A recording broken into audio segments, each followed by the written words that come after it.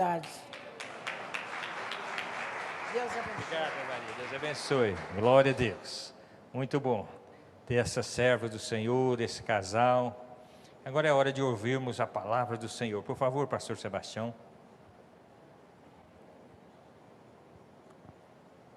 O senhor tem toda a liberdade aqui, tá? A igreja ama o Senhor, ama ouvir o Senhor e nós nos alegramos muito com a sua presença.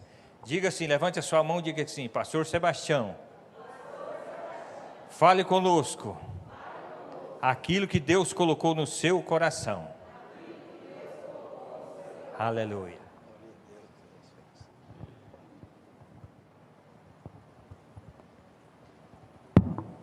Eu vos saúdo a todos com a paz do Senhor Jesus Cristo. Amém? Glória a Deus. Honra para mim, minha esposa, estarmos aqui com vocês nesta noite, esse culto de adoração, a convite do pastor Osiel. Pastor Osiel é prata da casa, não é? Obreiro do ministério. Nós temos centenas de pastores que vieram de outros ministérios e temos um grande número também de pastores formados pelo ministério. Se nós fôssemos trabalhar só com os pastores do ministério, nós não teríamos crescido tanto. Mas houve uma abertura para pastores de vários ministérios que há no Brasil vir trabalhar conosco.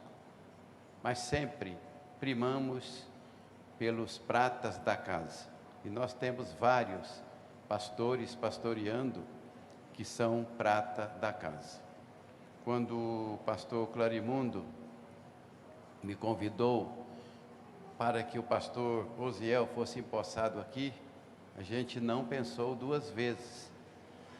Logo, eu já, de bom grado, com muito prazer no meu coração, me dispus a que assim fosse feito. Não me lembro se foi eu que te empossei. Foi eu. Então, eu estive aqui fazendo a posse do pastor Osiel. Louvamos muito a Deus pela sua vida, pela vida da sua família, não é? Seu papai que já dorme em Cristo. Nós viajamos juntos, fizemos muito trabalho juntos, não é? E sou um pouquinho mais velho que você, né? Lógico.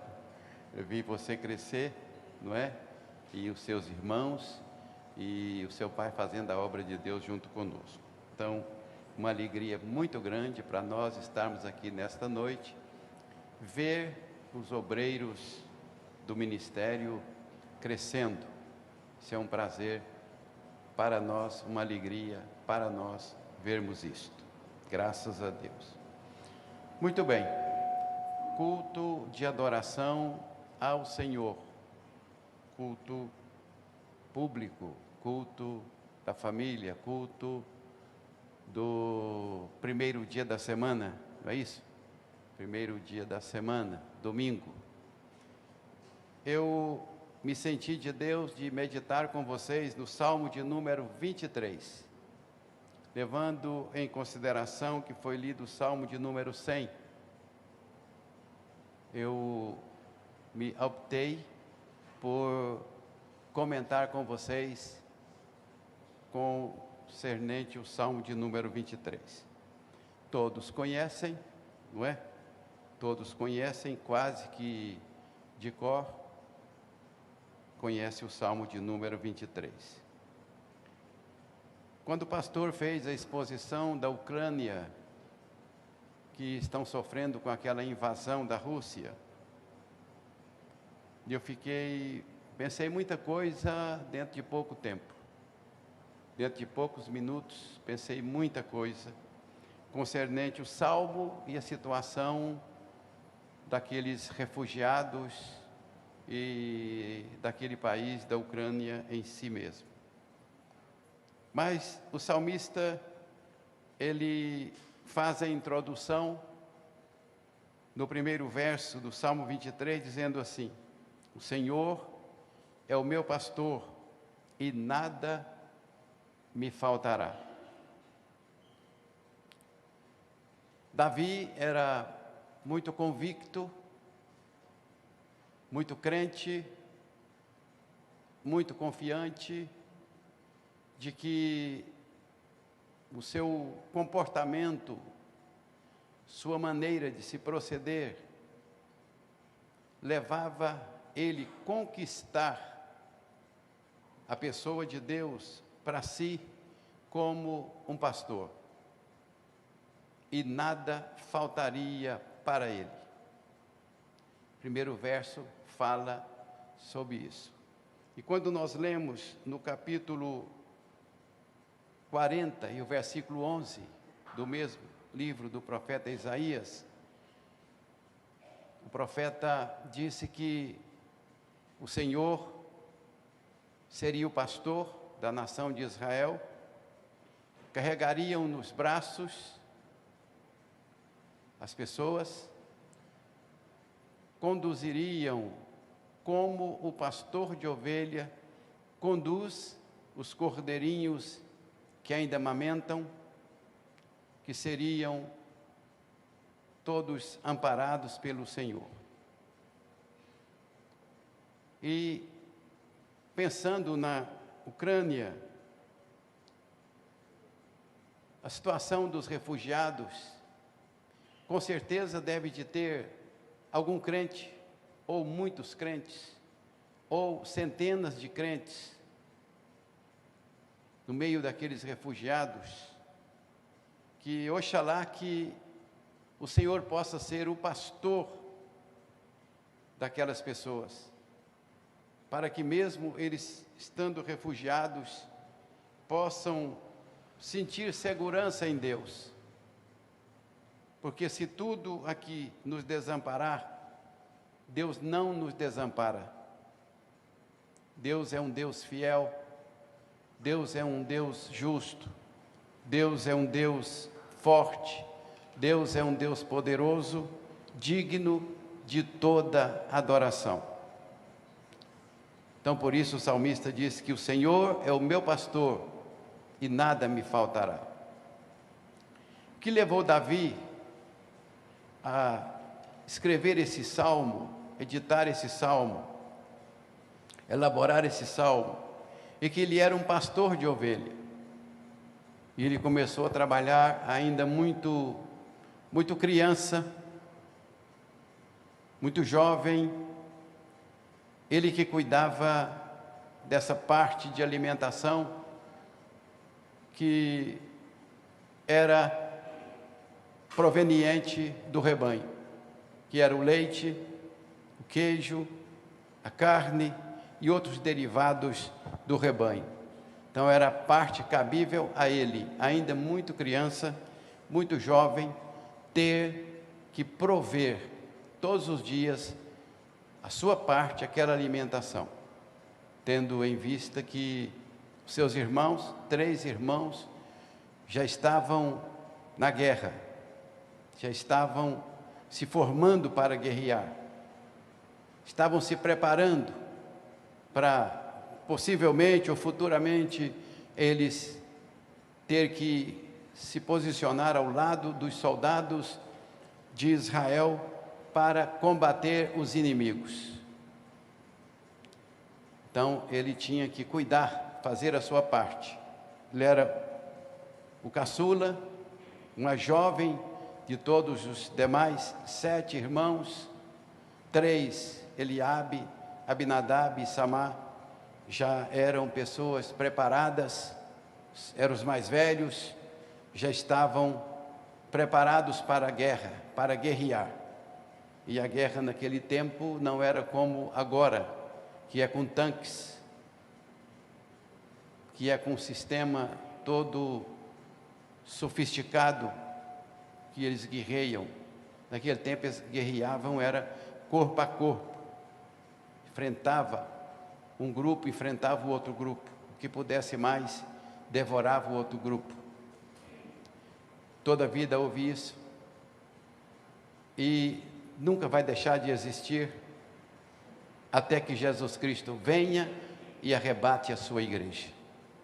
A guerra, a luta, os combates começou dos céus. O adversário, o diabo, seus anjos, guerreando contra Deus, guerreiam até hoje. Nós estamos numa guerra.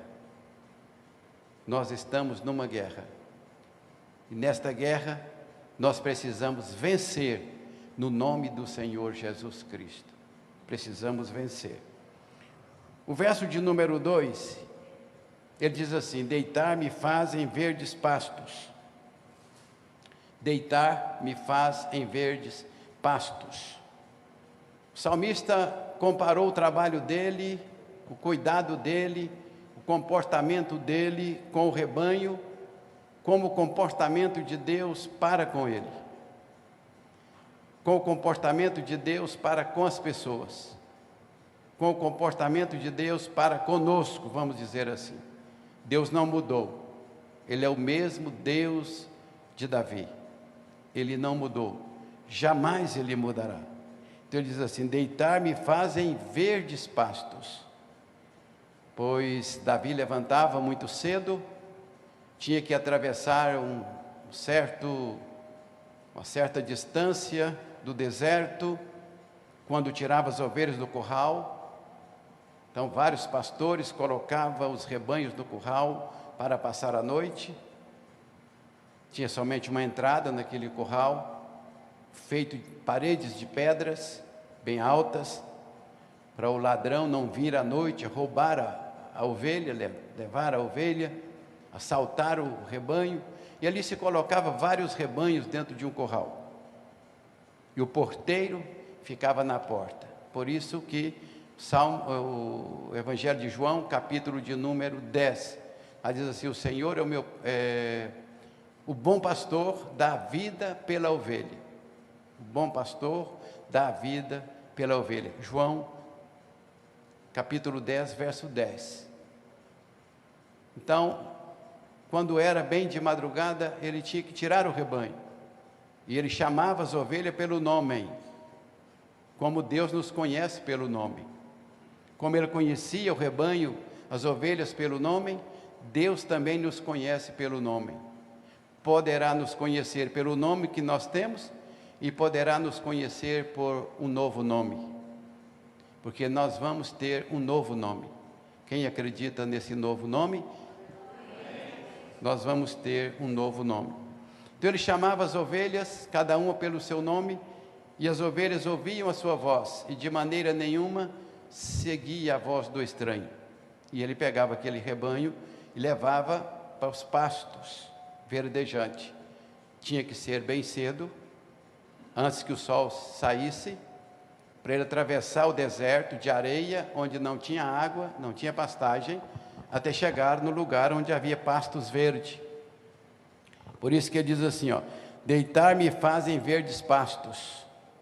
Então, quando chegava no local dos pastos, as ovelhas pastavam, as ovelhas deitavam, descansavam, para o retorno à tardezinha para o curral. Ele ficava lá vigiando as ovelhas no pasto verde. E ele disse ainda no versículo de número 2: guia-me mansamente às águas tranquilas. Então, como ele tinha o cuidado de pegar as ovelhas, levar de madrugada para os pastos verdes, para elas descansarem, para elas pastarem, para elas se abastecerem, assim também o Senhor cuidava dele. Então, ele era bem convicto que a maneira que ele cuidava do rebanho, o Senhor cuidava dele. Com certeza. A maneira que o pastor Osiel cuida de vocês, Deus cuida dele com sua família. O comportamento que ele tem com vocês, a maneira que ele comporta diante desse rebanho, o Senhor também se comporta para com ele, abençoando ele, abençoando a sua família, o seu ministério, o seu pastorado, pois é dando que se recebe. Nós não somos diferente do rebanho de gados, não somos diferentes. O gado precisa do carinho, nós precisamos de carinho. O gado precisa de cuidados, nós precisamos de cuidado. O gado precisa de atenção, nós também precisamos de atenção. Não somos muito diferentes. Então, ele quer dizer que assim como ele cuidava do rebanho, levando para os pastos verdejantes, assim o Senhor também cuidava dele. E ele diz assim: guia-me mansamente às águas tranquilas. Guia-me mansamente às águas tranquilas. Não, ele quer dizer aqui que o Senhor guiava ele com mansidão, como ele guiava as ovelhas com mansidão. Que o Senhor cuidava dele, levando ele às águas tranquilas, como ele cuidava do rebanho, levando às águas tranquilas. Porque a ovelha não bebe água em cachoeira, onde tem barulho, onde faz muito barulho. É um animalzinho bem dócil, bem humilde e não bebe água em cachoeira. Então ele levava as ovelhas, o rebanho, às águas tranquilas. Vocês podem ver que quando Elias estava na caverna, ele estava ali já há vários dias e passou então um vento muito forte. Depois passou uma tormenta muito forte, mas ele não sentiu nada. Quando houve uma brisa suave, houve uma calmaria, Deus falou com ele. Então Deus não é impetuoso, Deus não é tempestuoso, Deus é calmo, Deus é manso, Deus é suave. Por isso então, seria guiado às águas tranquilas, águas sem barulho, água sem cachoeira, água sem tumulto, águas tranquilas. Segundo o historiador, alguma do rebanho, às vezes teria que ser apanhada a água com a mão, com todo o carinho, e chegar à boca da ovelha, para que ela pudesse beber da água. Então, as primeiras vezes, o gado miúdo, as ovelhinhas, as menorzinhas, tinha que o pastor ter esse cuidado, para que elas bebessem. Então, assim como ele tinha cuidado do rebanho, ele reconhecia o Senhor como seu pastor e não deixava nada faltar para ele. Amém? Glória a Deus. Dizendo ele ainda: refrigera a minha alma, guia-me pelas veredas da justiça por amor do seu nome. Refrigera a minha alma.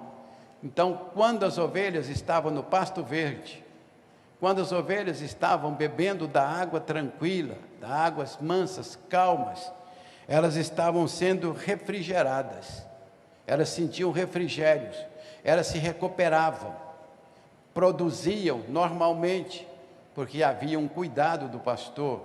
Então elas se sentiam refrigeradas e seriam guiadas por veredas de justiça, não seriam guiadas por qualquer vereda. Então, quando ele conduzia as ovelhas, levando para o pasto, ele tinha todo o cuidado para que elas não bebessem uma água poluída, para que a ovelha não caísse num penhasco, numa cova, para que a ovelha não comesse uma erva daninha. Então ele tinha todo o cuidado de conduzir a ovelha pelas veredas da justiça, por caminho reto, por caminho correto, por caminho não perigoso, não duvidoso. E ele queria dizer que o Senhor é o meu pastor e cuida de mim como eu cuido do rebanho, como eu cuido das ovelhas. Versículo de número 4: ainda que eu andasse pelo vale da sombra da morte, não temeria mal algum. Ainda que eu andasse, ainda que durante a sua caminhada, ele andasse pelo vale da sombra da morte. Veja quantos problemas ele enfrentou. No mínimo, ele enfrentou 2 problemas no seu trabalho pastoral. Ele enfrentou um urso e enfrentou um leão. E o que ele fez com o leão? Matou.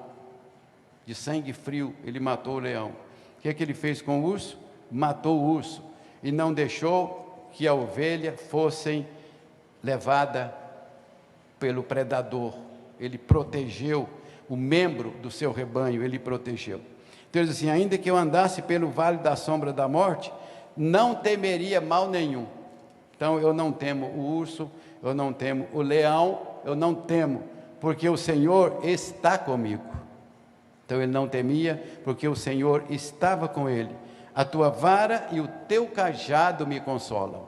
Ele faz menção de duas, vamos dizer, duas armas, além da funda que ele tinha também, que ele tinha na sua mão, uma vara e um cajado.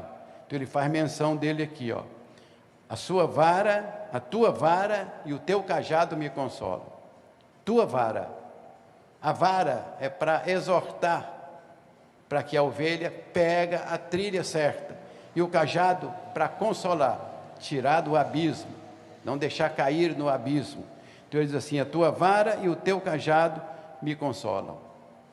Como ele conduzia as ovelhas usando a vara, como ele conduzia as ovelhas usando o cajado, como ele conduzia as ovelhas por caminhos não perigosos, como ele cuidava bem do rebanho, ele tinha o Senhor como seu pastor e nada faltava para ele.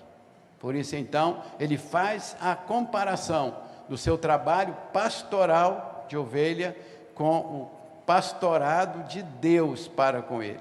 Aí ele diz: o Senhor é o meu pastor e nada me faltará. Muito bem, graças a Deus. Prepara uma mesa perante mim, na presença dos meus inimigos, unges a minha cabeça com óleo e o meu cálice transborda. Então ele era bem convicto de que o Senhor era tanto pastor dele, que o Senhor era capaz de preparar uma mesa junto dele, perante ele, na presença dos inimigos. Colocar ele na mesa, servir ele à mesa, ele presente na mesa, na presença dos inimigos. E ainda mais, ele tinha certeza que ele era ungido, o Senhor ungiria a sua cabeça com óleo, e o seu cálice transbordaria. Sentia bem, sentia alegria em ter o Senhor como o seu pastor. Último verso: certamente que a bondade e a misericórdia me seguirão todos os dias da minha vida, e habitarei na casa do Senhor por longos dias. Nós temos também certeza que o Senhor é capaz de preparar uma mesa perante nós, na presença dos nossos inimigos, porque há inimigos cruéis, há inimigos tremendos, há inimigos terrestres, há inimigos celestes, há uma potestade maligna que Paulo chama de filhos da desobediência, do espírito mal que opera nos filhos da desobediência que estão na terra. Há uma potestade no ar, capítulo 2 de Efésios, versículo de número 2, há uma potestade no ar, que procura operar nos filhos da desobediência, e que nós estamos numa luta, nós estamos numa guerra espiritual continuamente. Não podemos vacilar, não podemos dar o braço a torcer, nós temos que estar firmes, corajosos, esperando sempre que uma mesa seja preparada perante nós, na presença dos inimigos, e a nossa cabeça ungida com óleo, e o nosso cálice transbordará no nome do Senhor Jesus Cristo. Certamente que a bondade do Senhor nos seguirão todos os dias da nossa vida. Certamente que a bondade de Deus para o pastor Osiel, juntamente com todos vocês, para a igreja aqui do Jardim Goiás, sejam com vocês. A bondade do Senhor todos os dias da vossa vida, e que vocês continuem cada dia prosperando mais, crescendo mais, sendo mais abençoados e tendo o Senhor como vosso pastor, e nada vos faltará. Amém? Que Deus abençoe em Cristo Jesus. Obrigado.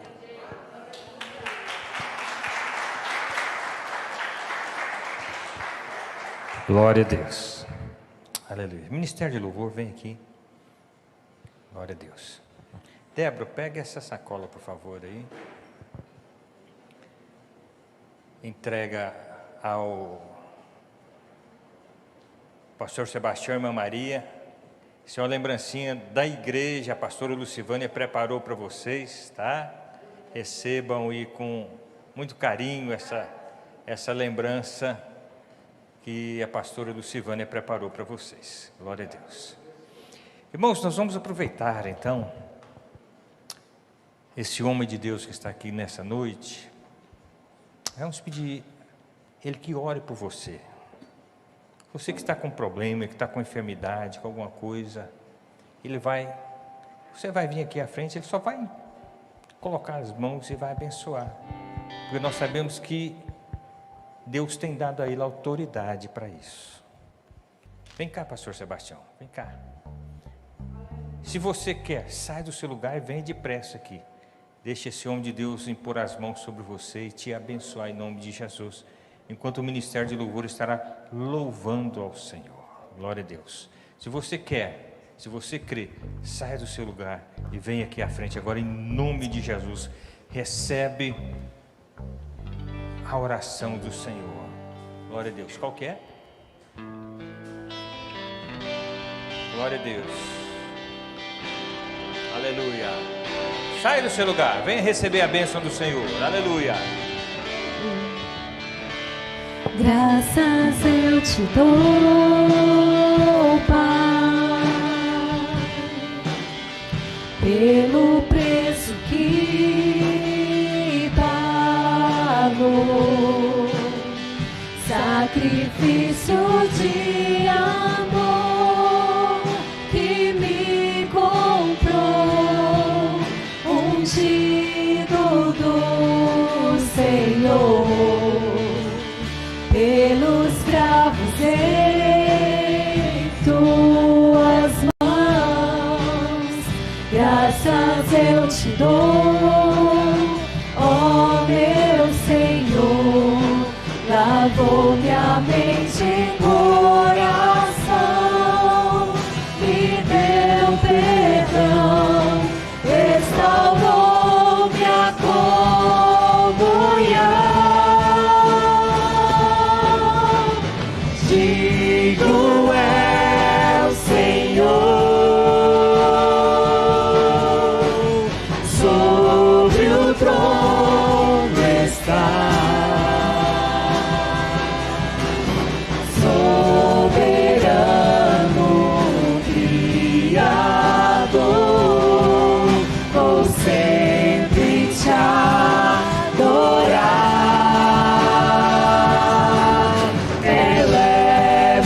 Minhas mãos ao Cristo que venceu, Cordeiro de Deus morreu por mim, mas ressuscitou.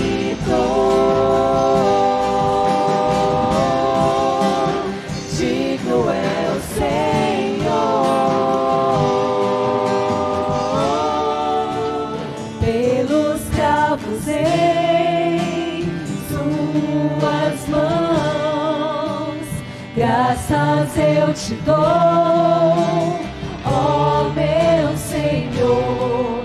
Lavou minha mente e coração, me deu perdão, restaurou minha comunhão. Digo é o Senhor, sobre o trono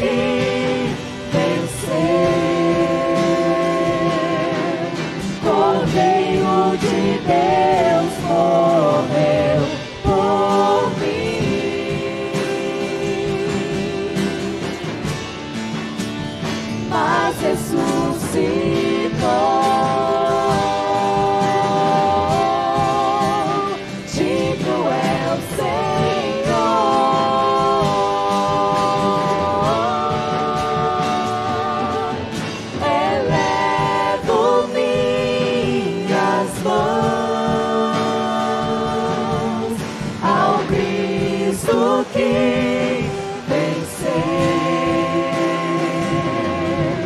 Cordeiro de Deus morreu por mim,